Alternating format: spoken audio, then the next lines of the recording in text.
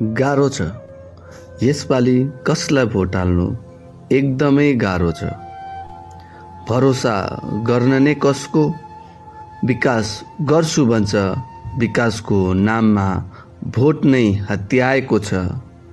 नेताको बोलीमा मिठास छ, नेताको बोलीमा मिठास छ, काममा धोका मात्र पाएको छ।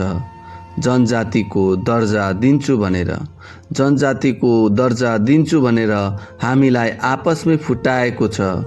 गोर्खा भनेर गर्व गराउने गोर्खालाई नै टुक्राएको छ। हाम्रो पहिचान सस्तो दाममा उसले सत्ता सँगै साटेको छ। जात र धर्मको आगो बालेर आफ्नै कुर्सी तत्ताएको छ। हाम्रो अस्तित्व बेचेर उसले राजनीति चलाएको छ। जनताको पसिनामा टेकेर महल माथि महल उभ्याएको छ। हाम्रो सपना उसैकै सपना भनेर सपना देखाएर सपना टुक्राएको छ। आशा देखाएर आशै चोरेर हामीलाई रित्तो बनाएको छ। गाह्रो छ यसपालि कसलाई भोट हाल्नु एकदमै गाह्रो छ।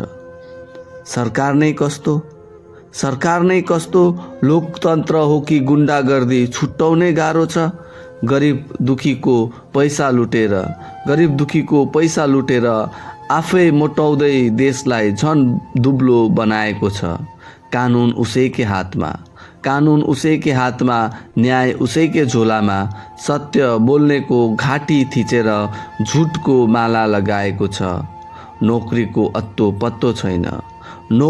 अत्तो पत्तो छैन, महँगाईलाई आसमानसम्म पुर्याएको छ।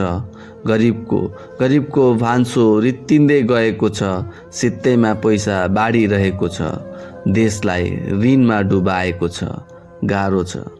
गाह्रो छ यसपालि कसलाई भोट हाल्नु एकदमै गाह्रो छ। हस्त, धन्यवाद।